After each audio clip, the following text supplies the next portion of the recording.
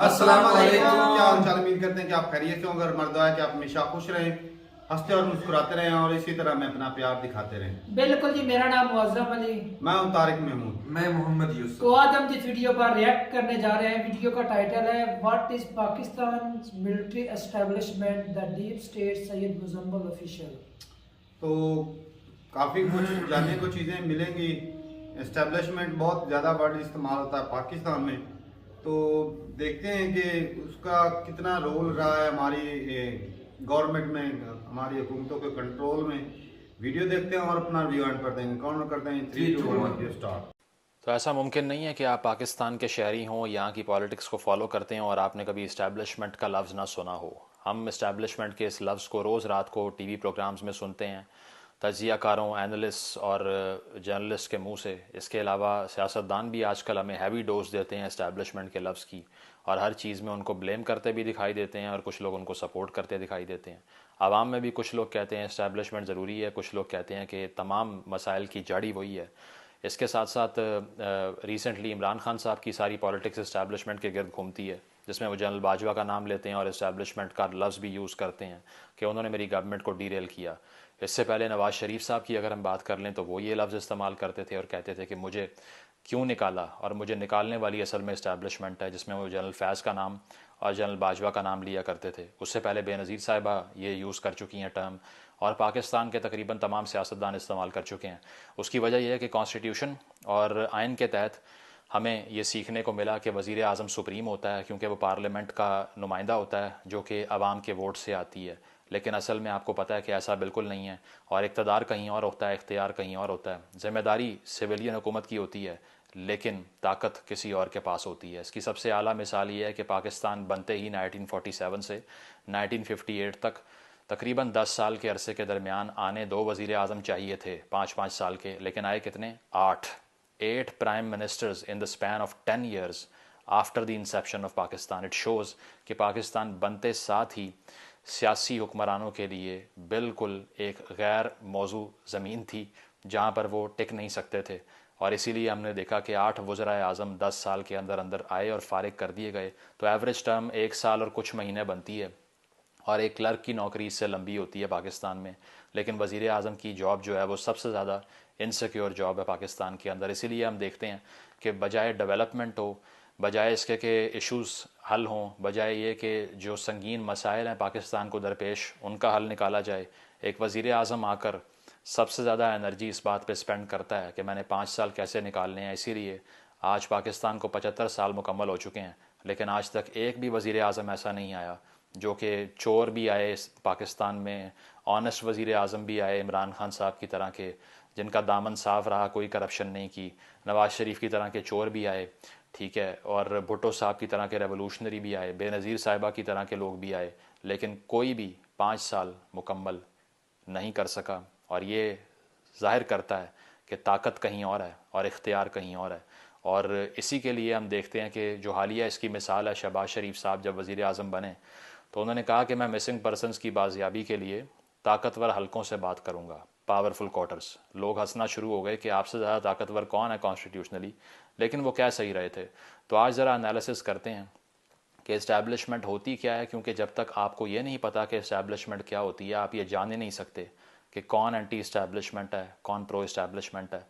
जब तक आपको ये नहीं मालूम कि इस्टेब्लिशमेंट में कौन कौन से चेहरे और कौन कौन सी शख्सियात होती हैं, कौन कौन से इदारे होते हैं, तब तक आप पाकिस्तान में जो बेसिक अंडरस्टैंडिंग है पॉलिटिक्स की और स्टेट की, उसको हासिल करने में नाकाम हो जाएंगे। तो आपने सुन रखा होगा कि इस्टेब्लिशमेंट पाकिस्तान में असल में बड़े बड़े जर्नलों और बड़े बड़े जो है वो ब्यूरोक्रेट्स, और इसके अलावा जजेस, और जो सियासतदानों के अलावा जो बड़े बड़े बिजनेसमैन हैं, जो अमीर लोग हैं, उन पर मुनहसर है, और ये सब लोग मिल के इस्टेब्लिशमेंट बनाते हैं। लेकिन ये बात बिल्कुल गलत है। अंग्रेज़ी में एक मुहावरा है ना, the power flows through the barrel of the gun, कि ताकत जो है वो बंदूक की नाली से बहती है। तो पाकिस्तान में भी ऐसा ही है कि पाकिस्तान में अगर आप देखें तो इस्टेब्लिशमेंट सिर्फ़ और सिर्फ जो टॉप टीयर लीडरशिप है मिलिट्री की, उस पर मुनसर है और उसमें उसके अलावा कोई भी नहीं है। उसकी वजह यह है कि ऑर्डर्स और हायरार्की वहाँ से जो है वो ट्रिकल डाउन करती है और उसके बाद जो है वो सोसाइटी में ट्रांसलेट होती है। वो और बात है कि सिविल सोसाइटी इसका बड़ा हिस्सा है, बड़ा रोल प्ले करती है और बहुत से लोग ये समझते हैं कि सिविल सोसाइटी एक पॉजिटिव रोल प्लेयर होती है पाकिस्तान में, लेकिन मैं इसको नहीं मानता। मैं समझता हूँ कि सिविल सोसाइटी पाकिस्तान में हमेशा से जो ताकतवर हलके हैं उनकी जो पावर है उसको ट्रांसलेट करती है मैसेज में और मैसेज को बताती है कि किस तरह से उस पावर के उस छतरी के नीचे रहना है। इस पर जो इटालियन फ़िलासफ़र है एंटोनियो ग्रामशी, उनकी जो सिविल सोसाइटी की थ्योरी है वो मुझे बड़ी पसंद है और बड़ी प्रैक्टिकल है, जिसमें वो ये कहते हैं, वैसे उनको भी फाशिस्टों के ज़रिए बहुत मार पड़ी थी इटली के अंदर, उनको जेल में बंद किया गया था क्योंकि वो ऐसी बातें करते थे इसलिए। तो ग्रामशी कहता है कि civil society is a direct expression of hegemony और वो ये कहता है कि it's a pattern of established power relations among social groups in a given historical political situation. तो वो उसके कहने का मकसद ये है कि सिविल सोसाइटी जो है वो जो ताकतवर हलके हैं जिनकी शहबाज शरीफ साहब बात करते हैं, ये असल में उनकी ताकत को अवाम पर अप्लाई करने के लिए एक एजेंसी और एक ताकत है जिसका नाम सिविल सोसाइटी है। अब सिविल सोसाइटी में कौन कौन आता है? उसमें जर्नलिस्ट भी हो सकते हैं, सहाफ़ी भी हो सकते हैं, मीडिया हाउसेस भी हो सकते हैं, उसमें कारोबारी अफराद भी हो सकते हैं, कम्युनिटी लीडर्स भी हो सकते हैं, उसमें एक्स सर्विसमैन भी हो सकते हैं और इसके साथ साथ उसमें सियासतदान भी हो सकते हैं। तो ये सारे मिल के इस पावर को ट्रांसलेट करके देते हैं, जिसमें वो कल्चर में ढाल लेते हैं, इसको मीडिया में ढालते हैं, प्रोपेगेंडा करते हैं। तो ये सिविल सोसाइटी जो है इसको बहुत से लोग समझते हैं कि ये इस्टेब्लिशमेंट है, नहीं, it works for the establishment. और पहले दिन से जिस तरह से मैंने बताया, पाकिस्तान के अंदर इक़्तिदार जो था वो सिविलियन हुक्मरानों के पास नहीं आ सका। उसकी वजह यह है कि जो बुनियाद डाली गई वही कोई बहुत अच्छी बुनियाद नहीं थी, क्योंकि गवर्नर जनरल का जो ओहदा था पहले उसको ही हमने एक डिक्टेटरशिप के लिए इस्तेमाल किया, जिसमें मुंतखब हुकूमतें जो कि वज़ीर आज़म आते रहे सारे, बेशक इलेक्शन नहीं भी हुआ लेकिन वज़ीर आज़म की पोस्ट को स्ट्रेंथन नहीं किया गया और आहिस्ता आहिस्ता उनको फ़ारिग करते गए। और उसके बाद में जब आइन आया पहला, तो सदारती ओहदे में इतनी ताकत आ गई कि 58(2)B या इस तरह की चीज़ों के इस्तेमाल करने से मुंतखब हुकूमतों को घर भेजना शुरू कर दिया उन्होंने। और पहले जो मार्शल लॉ लगे उसमें भी सिकंदर मिर्ज़ा साहब का जो रोल था, जिनका ब्यूरोक्रेसी का और मिलिट्री दोनों का बैकग्राउंड था, अयूब खान साहब एज़ अर्ली एज़ 1952 और 3 बड़ी बड़ी मीटिंग्स को चेयर कर रहे थे जब अमेरिका से एड लेनी थी। और इसके साथ साथ जो एंटी सोवियत अलाइंसेस थी उसके लिए अमेरिका से नेगोशिएशन चल रही थी और अमेरिका की कैबिनेट के लोगों ने यहाँ आना था हमारी एड पैकेज को जो है वो रिज्यूम करने के लिए, उनको रिजॉल्व करने के लिए। तो उनसे इंगेज कैसे करना था, इस मीटिंग को अयूब खान साहब चेयर कर रहे थे। लोगों ने कहा कि ये ऐसा क्यों कर रहे हैं, तो उन्होंने कहा कि बस सबसे बेहतरीन इंसान यही है जो अमेरिका से नेगोशिएट कर सकता है। तो पहले रोज़ से हमने देखा कि जो उस वक्त की इस्टेब्लिशमेंट थी वो किस तरह से ओवर पावर कर गई सिविलियन इंस्टीट्यूशंस को। और इसके साथ साथ हमने ये भी देखा कि जो पिंडी साजिश केस था अर्ली 50s में, वो जनरल अकबर ख़ान कर रहे थे बेसिकली, जो कि ख़ुद एक फ़ौजी अफसर थे। तो पाकिस्तान में पहले रोज़ से हमने देखा कि तसल्लुत जो है वो सियासी हुक्मरानों का कायम नहीं हो पाया, इंस्टीट्यूशन बिल्डिंग नहीं हुई, इसीलिए इस्टेब्लिशमेंट ओवर पावर कर गई। अब आप कहेंगे इस्टेब्लिशमेंट में कौन कौन से अफराद आते हैं, तो इसमें कोई आम फ़ौजी अफसरान या फिर कोई आम जो सोल्जर्स होते हैं वो तो नहीं आ सकते, ज़ाहिरी बात है। तो सबसे ताकतवर जो ओहदा है मुल्क का वो चीफ़ ऑफ आर्मी स्टाफ का है, और उसके बाद जो है वो ब्रिगेडियर 111 ब्रिगेड होता है, क्योंकि जब भी पाकिस्तान में मार्शल लॉ लगा है तारीख़ के अंदर तो वो हमेशा से 111 ब्रिगेड के थ्रू होता रहा है। उसकी वजह यह है कि प्रोटेक्शन जो वज़ीर आज़म की होती है या वज़ीर आज़म हाउस की होती है वो सारी उनके पास होती है मोस्टली, और जब उनको ऑर्डर जाता है कि मार्शल लॉ का जो है ना वो हुक्म दे दिया गया है तो वहीं से उसको अप्लाई किया जाता है। तो कोई ये कहे कि वहाँ पर ब्लडलेस कू हो गया, वो इसीलिए होता है क्योंकि जो सिविलियन फोर्सेस हैं वो इस काबिल नहीं है कि वो उठ खड़ी हों और वो कहें कि ऐसा नहीं करना आपने, क्योंकि वो हैं ही नहीं। भुट्टो साहब के दौर में वज़ीर आज़म की सिक्योरिटी के लिए एक फ़ेडरल सिक्योरिटी फ़ोर्स रेज़ की गई थी, लेकिन कसूरी साहब के मर्डर के ऊपर जो भुट्टो साहब को फांसी लगाई गई थी उसकी एक्यूजेशन उस फेडरल सिक्योरिटी फ़ोर्स के ऊपर लगी, और उसके बाद उसको ज़िया साहब ने आते साथ जो पहला हुक्मनामा जारी किया वो यही किया कि इस सिक्योरिटी फ़ोर्स को अबॉलिश करो, ख़त्म कर दो। उसकी वजह यह है कि इन्होंने उस मर्डर में रोल प्ले किया है, जबकि यहाँ पुलिस अफसरान हज़ारों दफ़ा जो है वो कत्ल गारतगिरी कर चुके हैं। राव अनवार साहब 444 मर्डर कर चुके हैं, लेकिन पुलिस तो अबॉलिश नहीं होती, बट वो अबॉलिश हो गई। उसकी वजह यह है कि वो एक थ्रेट था। तो इसीलिए उसके बाद नंबर 3 पे DGISI आते हैं, जो कि इंटेलिजेंस के सबसे बड़े अफसर होते हैं पाकिस्तान के अंदर। तो इस्टेब्लिशमेंट 3-4 अफराद का नाम है यहाँ पर। और इसके अलावा जो इनर ग्रुप होता है जो कि मिलिट्री की सारी ऑपरेशंस को चलाता है, उसका भी अच्छा खासा इन्फ्लुएंस होता है। जिस तरह जनरल बाजवा के दौर के अंदर हमने देखा कि बहुत से लोगों ने ये बताया कि बाजवा साहब का अपना विज़न कुछ और था पाकिस्तान को चलाने का, क्योंकि विज़न तो वहीं से आना है ना, और कहीं से नहीं आना। लेकिन चूँकि जो कोर कमांडर्स थे उनका विज़न कुछ और था, उसमें कोलिजन कोर्स पैदा हो गया, इसीलिए हमने देखा कि बाजवा साहब अपने माइंड के मुताबिक कुछ नहीं कर पाए। तो ये कहना कि 1-2 अफसरान अकेले कर सकते हैं, ये भी गलत होगा। लेकिन टॉप टियर लीडरशिप मिलिट्री की, जिसमें DGISI ब्रिगेडियर 111 ब्रिगेड होता है, इसके अलावा आर्मी चीफ इटसेल्फ होता है, that is what you call the establishment in Pakistan. तो अब होता ये है कि अगर आपके पास कोई भी काम करने के लिए एक ऐसा अल्टरनेटिव मौजूद है जो इतना तगड़ा और इतना रिसोर्स्ड है, इतना वेल इक्विप्ड है, तो ऐसा मुमकिन ही नहीं है कि पाकिस्तान की स्टेट मजबूत हो जाए। उसकी वजह यह है कि अगर आपने कहीं कार्गो पहुंचाने हैं तो ऐसा हो ही नहीं सकता कि NLC के अलावा कोई और कंपनी आपको मिल सके, क्योंकि वो बड़ी वेल इक्विप्ड है और उन्होंने बड़े लंबे अरसे से इन्वेस्टमेंट करके उसको रेज़ किया है। अगर आपने सड़क बनवानी है तो ऐसा मुमकिन ही नहीं है कि FWO से ज़्यादा बड़ा कोई इदारा आपको मिल जाए। उसकी वजह यह है कि जो पैराफर्नेलिया उनके पास है, जो रिसोर्सेज उनके पास हैं, किसी और के पास नहीं है। So they don't leave you with any options apart from their own selves. और इसीलिए अगर आप ये सोचते हैं कि आपने पाकिस्तान में कुछ भी करना है एस्टैब्लिशमेंट को अवॉइड करके, तो वो बिल्कुल इम्पॉसिबल है। क्योंकि आप जिस भी महकमे के ऊपर, जिस भी प्रोफेशन के ऊपर, जिस भी इंस्टीट्यूशन के ऊपर हाथ डालेंगे, तो वहाँ पर ऑप्शन सिर्फ एक बचती है। इवन अभी कच्चे के डाकुओं के ख़िलाफ़ जो ऑपरेशन करना है, वहाँ भी पुलिस कामयाब नहीं हो पा रही और फ़ौज को बुलाने की बात हो रही है। इस तरह सैलाब के अंदर, ज़लज़लों के अंदर और जगहों में सिर्फ और सिर्फ हायरार्की एक है कि आपके पास और कोई ऑप्शन नहीं है, क्योंकि वेल रिसोर्स्ड कोई भी इदारा पाकिस्तान में बचा नहीं है, या उसको छोड़ा नहीं गया ताकि ऑप्शन कोई और ना रहे।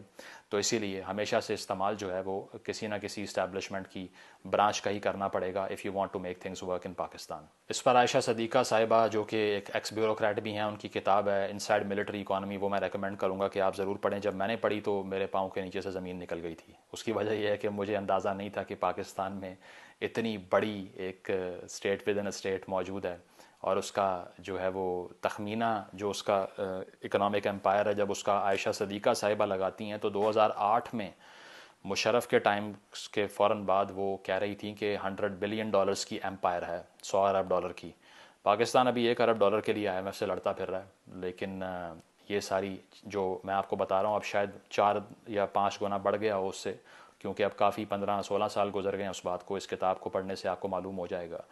तो उसमें आपको आइडिया होगा कि सेवरल बिजनेसेस हैं जिसके अंदर आप देखते हैं कि जो है वो तालीमी इदारे भी हैं, सड़कें बनाने के नेटवर्क्स भी हैं, कम्युनिकेशन नेटवर्क्स भी हैं, एयरलाइंस भी हैं, इसके अलावा जो है वो डेयरी फार्मिंग भी है, इसके अलावा आपको कंस्ट्रक्शन कंपनीज़ भी मिल जाएंगी, इसके अलावा आपको DHAs भी मिल जाएंगे, रियल स्टेट की एम्पायर भी मिल जाएगी। तो they are actually the real state, जो कि पैरेलल स्टेट है। तो आप ये कभी समझ नहीं पाए कि अगर आप एक शख्स को क्रिटिसाइज़ करते हैं तो उससे कुछ हासिल नहीं होने वाला।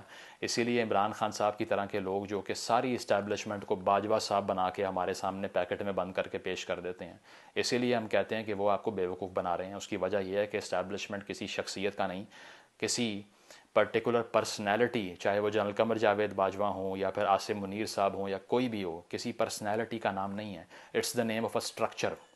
स्ट्रक्चर का नाम है इस्टेब्लिशमेंट। तो अगर आप किसी शख्सियत को बुरा भला कहकर ये साबित करेंगे कि मैं बहुत बड़ा चैम्पियन हूँ, ना उससे कोई फ़ायदा होगा और ना वो ये जाहिर करता है कि आप एंटी इस्टेब्लिशमेंट है। In fact you are pro establishment. उसकी वजह यह है कि आप सारी आवाम को एक शख्सियत के पीछे लगा कर ये कह रहे हैं कि अगर ये शख्सियत बदल जाए ना और मेरी मर्ज़ी की आ जाए तो सब ठीक हो जाएगा, आप भी बेनिफिशरी हैं, इसका मतलब है। इसीलिए इमरान खान साहब की जो सारी सियासत है उसका एंटी इस्टेब्लिशमेंट होने से किसी किस्म का कोई ताल्लुक़ नहीं है, क्योंकि वो सिर्फ ये कहते हैं कि हमें सियासत में सपोर्ट क्यों नहीं किया और हमें आने क्यों नहीं दे रहे, हमसे डील क्यों नहीं कर रहे। अभी रिसेंटली उनका बयान आया कि मुझसे बात तो करो, मैं तो सब बुलाने को तैयार हूँ, बात करने को तैयार हूँ। तो कभी भी वो शख्स जो कि इस स्ट्रक्चर पे डिबेट नहीं कर रहा, जो कि इस सारे जो ऑपरेशनलाइजेशन का असल प्रोसीजर है उस पर बात नहीं कर रहा, वो कभी भी एंटी इस्टेब्लिशमेंट नहीं हो सकता। वो सिर्फ ये चाहता है कि GSQ में मेरी मर्ज़ी का आदमी आ जाए ताकि मैं आराम। चलें जी, वीडियो स्टॉप कर दी क्योंकि वीडियो काफ़ी लंबी है और ये टॉपिक जो है वो कवर नहीं हो पाएगा। तो शुरुआत में भाई साहब ये जो मुजम्मिल भाई ने बात की कि ये इस्टेब्लिशमेंट है क्या, तो ये इस्टेब्लिशमेंट जो है वो उन्होंने मिसाल दी कि जो बंदूक की नाली होती है ना उससे उसमें पावर बहती है, तो ये एक बंदा हो नहीं सकता। इस्टेब्लिशमेंट में उन्होंने सारा सिस्टम ही उन्होंने काउंट कर दिया कि जो आर्मी में जो लोग हैं वो तो हैं ही, और वो सारी चीज़ों को कंट्रोल करे। उसमें हमारी जुडिशरी आ जाती है, हमारे इदारे आ जाते हैं, हमारे एजुकेशन सिस्टम, जिसको वो सोसाइटी बोल रहे थे, बिल्कुल सारा कुछ आ जाता है, सियासतदान सब कुछ उसमें आ जाता है। तो उनके इशारों पे उनके वो हाथों की कठपुतलियां बन के वो चलते हैं, तो हुक्म जो है वो किसका चल रहा होता है, पीछे उसका ही चल रहा होता है। तो ये भी बात बिल्कुल सही है कि एक बाजवा साहब नहीं है इसमें। ना जी, बाजवा एक साहब, बंदा एक पर्सनैलिटी हो ही नहीं सकती। बाजवा साहब मैंने ये भी सुना है कि बाजवा साहब बड़े सेकुलर बंदे थे और शुरुआत में वो चाहते थे कि हम इंडिया से ताल्लुकात अच्छे करें जी, लेकिन जैसे ही लेकिन हो इस नहीं पाए। ओहदे पे आते हैं, यहाँ पे जो नहीं ओहदे पे आते भी हैं तो वो इनके इक्तदार में मैंने सुना है कि भाई आर्मी के दो मुंह हो गए थे, सही बात है, धड़ेबाजी शुरू हो गई थी। और जिस तरह पार्टी बाजी हो जाती है, इमरान जैसा खान ये चाहते एक साइड पे होगा, नवाज शरीफ थे, एक नीचे साइड वाले पे। लालच। अफसरान जो थे लालच वो होता है। वैसा होने नहीं देते। हर बंदा लालची है भाई साहब। वो तो इससे चाहता है- साबित तो ये हुआ ना कि चीफ ऑफ आर्मी स्टाफ मुकम्मल तौर पर जो एस्टेब्लिशमेंट की पावर या उसका हेड है वो नहीं है। नहीं मिलके एक बंदा। साथ नीचे वाले वो जो ब्रिगेडियर थ्री मुजम्मिल साहब बोल रहे थे, उसकी हाँ। बिना पर ही भाई साहब मार्शल लॉ लगे थे। हाँ, तो आर्मी भाई चीफ का साहब खुद तो नहीं ना सारे- लगा, लेकिन सारा- उसका ऑर्डर आता था। वो सारे मिल मिला के कहते हैं ये राय फ्रूट मिलके खाते हैं, वो बस एक जो है फेस सामने वाला किसी को देना होता है।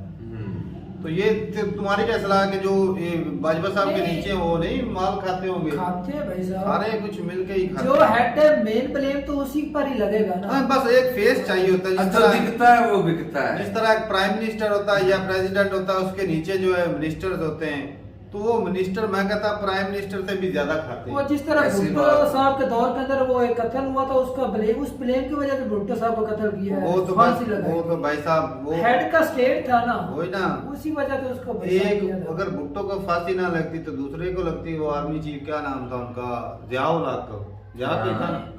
जिया ही था, उसको लग जानी थी, दोनों में से एक को लग जाने थे, क्योंकि वो कांड इतना बड़ा था। 1971 वाला जो मामला हुआ था वो बहुत बड़ा था, लेकिन किसी ना किसी तरीके फंसाना था और रातों रात कानून जो है वो बदला के नहीं पहले बनाया, हाँ एक रात के लिए बनाया और सुबह खत्म कर दिया। वही ना, फांसी दे के खत्म हो गया। हाँ।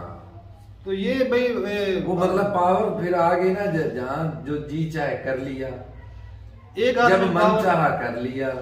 होनी भी नहीं चाहिए, पावर जो बटी होनी चाहिए। प्राइम मिनिस्टर में पावर होनी चाहिए, मैं कहता हूँ, जिसे अवाम चुनती है। जी, अब जिसे हमने चुना ही नहीं वो हम पे राज करे, ये क्या, ये डेमोक्रेसी है फिर क्या होगी? ना कोई डेमोक्रेसी, ये कोई डेमोक्रेसी ये नहीं तो है। बादशाहों वाला निजाम हुआ। अच्छा तारक भाई, मुझे समझ कोई नहीं लगी, डेमोक्रेसी शुरू वाले नहीं 10 है। सालों के अंदर जो है 8 वजीर आजम चेंज हुए, क्या उनमें इतनी सख्त नहीं थी वो पाकिस्तान को चला सके? उस वक्त मेरे कमाल ख्याल से है। ना सदाकत आज निजाम भी वही था। है। इस पोस्ट की इतनी वैल्यू नहीं थी, लेकिन जब वैल्यू भी रही है तब कौन सा उन्होंने अपना इक़्तिदार का दौर पूरा किया है। अच्छा एक बात है, मैं जो है ना इमरान खान की सपोर्ट करूंगा इस वजह से, भाई उसने बताया है भी ये कांड हमारे यहाँ चल रहा है, हालांकि पहले भी वजीर आजम हाँ, की इसका बातें क्रेडिट जाते खान रहे साहब हैं को ना, जाता है। लेकिन किसी मतलब ने एक इतना- दूसरे को ब्लेम नहीं किया, इतना- दोनों खाते रहे। तो नवाज शरीफ नहीं बोलता था मुझे क्यों निकाला, और यार वो ये तो यही बोलता ये था तो ना, नहीं मुझे ना क्यों बोला, निकाला। अभी खाने वाला कौन है? उसने भी पर्दा ही असल रखा भिखारी भाई। पाकिस्तान को बनाने वाला ये कौन इसमें है? पड़ता है। ये भाई साहब ये शुरुआत से ही हो रहा है। नहीं हो तो आवाम शुरुआत को से है, तो लेकिन आवाम के को अंदर तो awareness इतनी- तो भी इतनी पैदा awareness, भाई नहीं साहब इतना शोर नहीं जो था। पढ़े लिखे होते हैं ना, जिनको थोड़ा भाई मीडिया के उनको तो साथ अब अटैच तो होते बच्चे हैं। बच्चे यार अब तो हर सारा- बंदा एस्टेब्लिशमेंट मुझे याद है, मुझे याद है मैं छोटा था तब भी बोलते थे भाई साहब सारा बजट तो आर्मी खा जाती है। बजट का है, लेकिन उसका उस वक्त मतलब हम यही था ना कि हमें ये भी आर्मी चूरन खाती दिया है। जाता था ना, भाई हमारी हिफाजत भी वही करता है, इंडिया के साथ ताल्लुकात हमारे ठीक नहीं है, दुश्मन है, इस तरह का चूरन भी था ना, और हम खुश होते थे वक्त। लेकिन ये भी बताया हमारी जो आर्मी वो नंबर 1 है, इसी वजह हम भी बोलते भाई साहब हमें नहीं चाहिए खाने पीने की, इनको दे दो। सही बात लेकिन है, ऐसा जज्बात। जब पता चला तो भाई असल साहब भाई हर बंदी जो एस्टेब्लिशमेंट आर्मी जो है ना भाई बड़ा ही इज्जतदार शोबा है। तो एक है, इसमें भी कोई दो राय नहीं कंट्री की है, हिफाजत के लिए कुर्बानियां देता है, इसमें भी कोई दो राय सही नहीं बात भाई है। साहब। लेकिन ये इन लोगों ने उसको यार भी बदनाम कंट्री कर की दिया। इज्जत के लिए और आगे आपके इंटरनल जो होते हैं मसाइल, उनको आगे कौन हैंडल करता है? वही करते कोई हैं। एक और महकमा बताओ जो अपनी जिम्मेदारी लेकिन पूरी ये करता है। जब आ जाती है ना करप्शन, सिर्फ अपना ही फायदा ढूंढते रहना, ये तो गलत है ना। जाती फायदा ढूंढते रहना, कंट्री को तो झोंक दिया है। ये पॉलिटिकल अनस्टेबिलिटी की वजह से आज पाकिस्तान की ये हालत है। ऐसी आए बात दिन कुर्सी चेंज हो जाती है, प्राइम मिनिस्टर पूरा टिक नहीं पाता, इन्वेस्टमेंट कहाँ से आएगी? मुशर्रफ दौर में कितने स्ट्रॉन्ग थे, मुजम्मिल साहब बता नहीं रहे थे। सही बात है भाई साहब, क्या बताएं। अभी यार निज़ाम इतना खराब हो चुका है कि उस कगार पे पहुंच चुका है कि पाकिस्तान अब जैसे ना उठने की उम्मीद नहीं रही। इतना कर्जा चढ़ चुका है कि उसका इंटरेस्ट देने के लिए पाकिस्तान के पास पैसे नहीं, और छोटा इंटरेस्ट मोटा पे करने के लिए और कर्जा उठाना पड़ता है। वही तो अगर वो छोटी मतलब मोटी इस दलदल में फंस गया कि कभी निकल ही नहीं नहीं सकते। निकल पा। ये तो ऐसा ही है कि कोई बंदा बोल दे कि भाई साहब अगला कर्जा माफ, तब जाके थोड़ा शायद उठ जाए, वरना मैं कहता हूँ वो भी नजर नहीं आता। कैसे उठ जाए? इतने फिर बिलियन और करप्शन होगी। इतने बिलियन का कर्जा है, माफ ही नहीं होगा। चलो अमेरिका होता तो वो शायद माफ कर देता। सही। ये जो चाइना है और दूसरे कंट्री से ले रखा चाइना है, से तो कोई उम्मीद ही ना रखो भाई साहब। तो वो देख लो कि भाई एक एक बिलियन के लिए हमें तरसना पड़ रहा है। और वो मुशर्रफ साहब का कह रहे थे 100 बिलियन का घोटाला, मैं सोच रहा था कि ये घोटाला कैसे हो गया।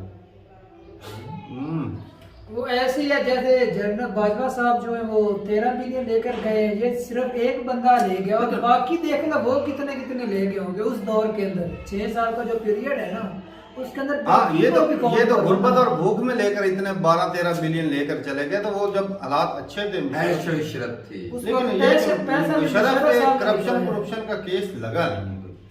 तो बाजवा साहब पर कोई नहीं लगा लगा। बाजवा साहब हाँ पर लगा, नहीं। केस कोई भी नहीं लगा। लेकिन ये मुशर्रफ दो साल- साहब थोड़ी अमेरिका या यूरोप गए थे, वो तो इधर से दुबई में ही अपना गुजारा करते रहे। इनके तो भाई साहब आए जजीरे हैं उधर, बेल्जियम के अंदर हो जाए, इंग्लैंड, यूके, ऑस्ट्रेलिया, इन्होंने तो भाई साहब अपने इन्होंने तो हद कर दिया करप्शन उन्होंने करने जान की कुर्बानियां लगाई होती है, तभी जाके उनको ये मौसम साहब को मिलती है। पता नहीं ना कि भाई इतना जो चैड़ी उनकी छाती होती है, वो मेडल मेडल तो का ऐसे नहीं लग जाते, उसके लिए वो जंगे लड़ते हैं भाई साहब। जंगे लड़ी होती हैं। कईयों की तो आपने देखा होगा टांगे भी कटी होंगी, हाँ। कईयों के बाजू भी कटे होंगे, सही बात। तो ऐसे मेडल नहीं लग जाते, वो जंगे वो लड़के आते हैं भाई साहब। बाजवा साहब को मैं तो कहता हूँ वो आपस में जब लड़ते भिड़ते रहते, ये कहता है मैंने ऊपर जाना, तो टांग दूसरा किसकी कहता है, कटी मैंने तूने ऊपर देखी? कह रहा है बाजवा साहब ने कौन सी जंग लड़ी, तो मैंने कहा कि टांग किसकी कटी हुई देखी तूने? चलो जंगे लड़ते हैं। यहाँ जनरल न्याजी जैसों को गरीब लोगों की तकमाए जमीन छीन कर दे दी जाती है, जो तकमाए जो सरेंडर करते हैं। निशान हैदर, तकमाए इम्तियाज, जुर्रत। जुर्रते, इस तरह से। अजीबो गरीब। तो भाई जो जवान जो कंट्री के लिए जाने देते हैं, उनको ये उनको एक मरला उनको फूलों की सलामी बस दी जाती है। फूलों की सलामी दी जाती है, और उनको एक मरला जमीन भी नहीं दी जाती, ताकि उनके जो बच्चे हैं वो आसानी से जिंदगी गुजार सकें। जी। ये जो बड़े बड़े जर्नैल है, ये हालांकि सरेंडर 92-93 हजार का करवा के आ जाएं, उनको तब भी जो है वो सरेंडर करने पर भी आजाद जमीन दिया जाता है। आजाद दिया जाता है। आजाद से तगमा आपको इज्जत से नवाजा जाता है, आपने जी। 93,000 आदमी आपने हमारे मुल्क के 2 टुकड़े करवा दिए। हाँ, तो ये उनको भी यहाँ पे जमीनें दी जाती है कि वाह वाह क्या कारनामे किए हैं आप लोगों ने। यार पाकिस्तान के यहाँ तेरा पता है अभी शुरुआत है, जमीन बहुत ज्यादा वडेरा सिस्टम था, इसी अब वजह से जमीन की कंट्रोल लड़ाई नहीं है। शुरू से कर रहे। सारी हमारी जो है ना शुरू से जो भी पुलिस रही वो भाई साहब भाई सरकार साहब रही है, मैं ये जिन लोगों ने सपोर्ट किया था ना पाकिस्तान को अलहदा करने, आज भी उन लोगों के हाथ में हमारा कंट्री चल रहा है। भाई सही बात है। कोई उन्होंने बंदा नहीं हुआ। उन्होंने उनके ख्वाहिश ही उन लोगों की थी। उन्होंने कंट्री उनको पता लग गया था भाई साहब, वो दूर देश बंदे थे, उनको पता था कि भाई साहब इंडिया में रहे तो जमीनें जी है उसकी वो हो जाएगी, तकसीम बंटवारा हो हो जाएगी, जाएगा, बंटवारे हो तकसीम हो जाएंगे। जगतरफा जमीनें तकसीम हो जाएगी। वो यकतरफा नहीं, वो लोगों में बांट दी जाएंगी। बराबर। जो जिनके पास जमीन है, जो काश्त कर रहा है उसको दी गई थी सही जमीन। बात। तो वो चीज और भी देख लो हमारे यहाँ कितनी जमीनें जो बंजर पड़ी, अगर वो डिवाइड हो जाती सभी के ऊपर, भाई साहब सभी अपनी मेहनत मजदूरी करके उसमें से अनाज उगाते, खुद भी खाते, और मतलब कि हुकूमत को भी देते हैं, जिससे मतलब एक्सपोर्ट बढ़ सकती थी, सही बात है। लेकिन वो है ही नहीं। तो कुछ ऐसे भी हमारे जिम्मेदार हैं बड़े बड़े, उनको पता भी नहीं कि हमारे उनको उनके बच्चों को पता नहीं होता कि हमारी जमीनें किधर किधर है। और उनके कई की जो है ना रेलवे के स्टेशन उनकी जमीनों के अंदर से गुजरते हैं, कई स्टेशन इतनी वो उनकी बिलावल भुट्टो की सुना है कि उसके वो एक ही बंदा है, एक एक ही बंदा है जिसकी वो बहुत लंबी चौड़ी जमीन है, और उसके इलाके में मैं कहता हूँ उसके आप दो लफ्जों में बात खत्म करो कि सूबा सिंध सारा है ही उनका। हाँ ये भी बात है जी। तो अब उसके स्टेशन इलाके में भी लोगों लोग की हैं। हालत क्या है, वो भूख से मर रहे हैं, और ये जनाब 8-8 लाख वाले जूते पहनते हैं। अच्छा एक और बात की समझ नहीं लगी तारक भाई, वो जो शहबाज शरीफ साहब हो रहे के जो बंदे गायब हुए हैं उनको ढूंढने के या उनको रिहा करवाने के लिए मैं बड़े पावर वाले लोगों से तो बात, नवाज शरीफ ने बोला था भाई। शहबाज शहबाज शरीफ ने बोला है। अभी अभी ये दो माह गुजरे तो होंगे। सही बात है, वो यही है कि पावर उनको पता है कि हमारे पास पावर तो है नहीं, पावर जिनके पास है। खुल करता वो भी नहीं ना बोले जिस तरह इमरान का बोल रहा है। तो बड़े इदारों में ओ भाई साहब मजबूरी होती वो है। मुआहदे करके आया इमरान है। खान कौन सी मजबूरी और इमरान खान को बैठा है, उसको क्या जरूरत है? हाँ, मजबूरी उसको होती है जिसके नीचे कुर्सी होती है।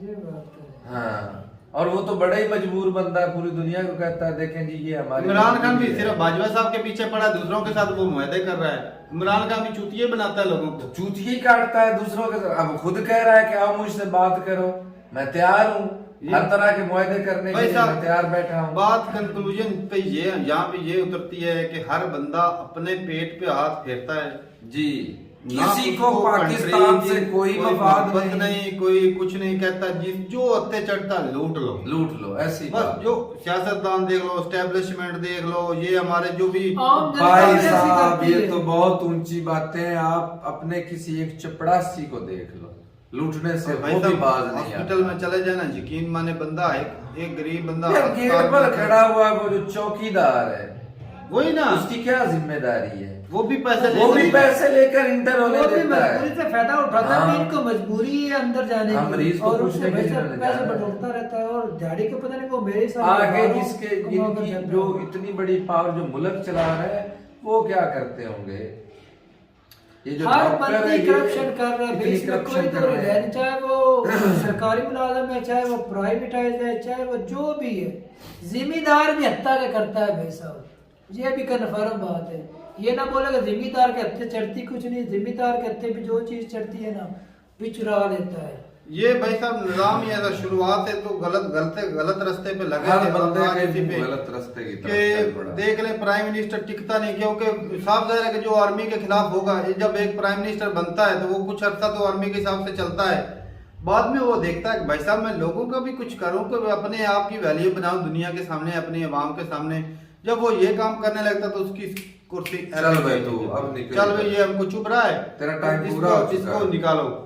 जी। तो वो पहले देखते हैं, तैयार करते हैं कि ये कौन हमारी तरफ साइड ले रहा है, उसको वो बना देते हैं, और जो थोड़ा सा खिलाफ होता है उसकी कुर्सी चली जाती है।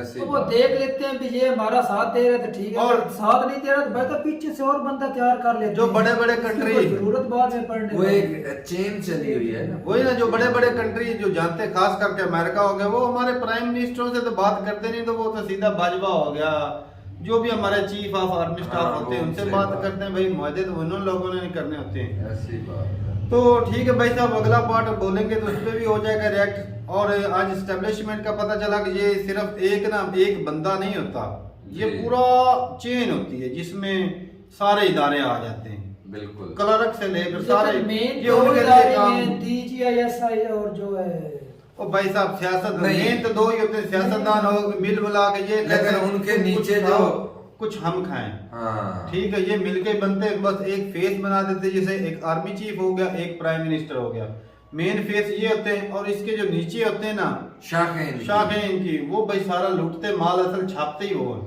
ऐसी वो तो बात। ज्यादा छापते हैं, वो दिखते ही नहीं है लोगों भाई को। साहब बड़े ज्यादा छापते हैं। नहीं, भाई साहब, जो- साइन बड़ों का होना है। ना, अगर ना। वो ना करे तो नीचे वाले किधर से खाएंगे? वो सामने सिर्फ वो आते हैं, नीचे वाला कोई लेकिन- एक बंदा बता जिसका तू नाम भी जानता है और कितनी लेकिन corruption मेरा होती है। कहने का मतलब है खाने वाले जो है ना, जिनका फेस बोल रहे ज्यादातर खाने वाले बंदे वही नहीं हैं। उनका तो ज्यादा खाते हैं। बद अच्छा बदनाम बुरा वो तो बदनाम हो जाते हैं मुअज्जम साहब। अभी प्राइम मिनिस्टर के भाई साहब कच्चा चिट्ठा खुल जाता है, वो नीचे वालों का इतना नहीं खुलता। खुलता किसी को नहीं पता ही नहीं है, होता। लेकिन खाता कॉन्ट्रैक्ट तो देते ज्यादा हैं, वही है अभी जिनकी जो ज्यादा जो पावर रोड की है। कंस्ट्रक्शन होती है, जो कॉन्ट्रैक्ट देते हैं वहाँ का जो होता है वो क्या मिनिस्टर, रोड आम मिनिस्टर हो बंदे गया, को रेलवे बता- मिनिस्टर हो गया, जो इस तरह के मिनिस्टर होते हैं वो माल छापते हैं असल। उनकी करप्शन का पता ही नहीं किसी तो को। ठीक है भाई, अपनी रात रूपता ही कमेंट सेक्शन में मिलते रहिए वीडियो के साथ, तब तक के लिए इजाजत दें। अल्लाह हाफिज।